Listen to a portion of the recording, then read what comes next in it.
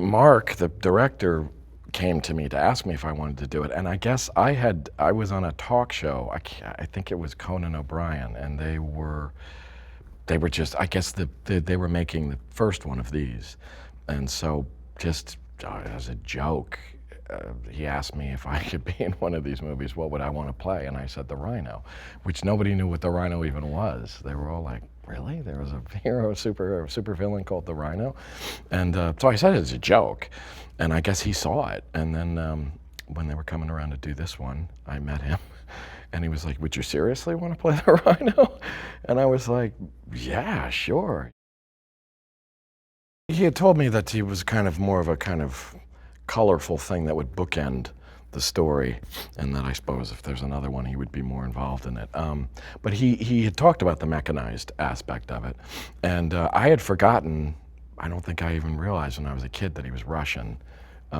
So he talked about that, how he wanted to kind of make him contemporarily now a kind of Russian mobster sort of guy, and we talked about just him being a brute, and then I said, like, so can I really just be like an animal? And it's like, because that seems like the fun of the guy is that he's barely articulate and he's really stupid and he's just like an animal. So, it was all those kinds of elements.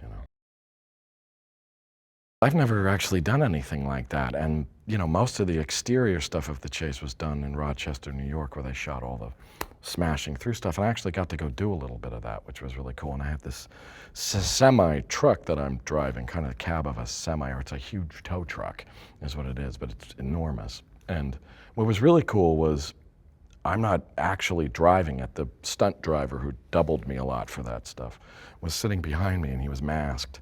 And he was looking at a screen and actually doing all the driving, which was really cool. I felt like a real badass. I could do all this great maneuvering around with the thing, but he was behind me the entire time, and it was fantastic.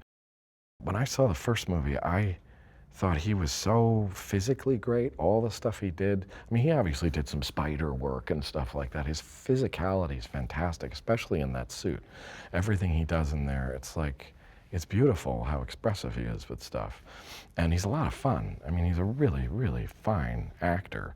And to have a guy that good committing himself to something like this is great. And I just loved all the physical stuff he does. He's very funny. And the kind of, loose, kind of goofy way he plays the guy. I mean, the stuff we were doing out there is like a stand-up comedian, sort of. It's really great. But he's just, give and take is wonderful, and he's inventive, incredibly inventive. It's a thrill ride.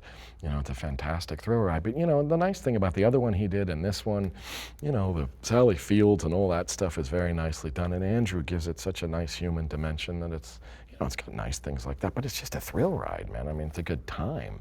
It should just be fun.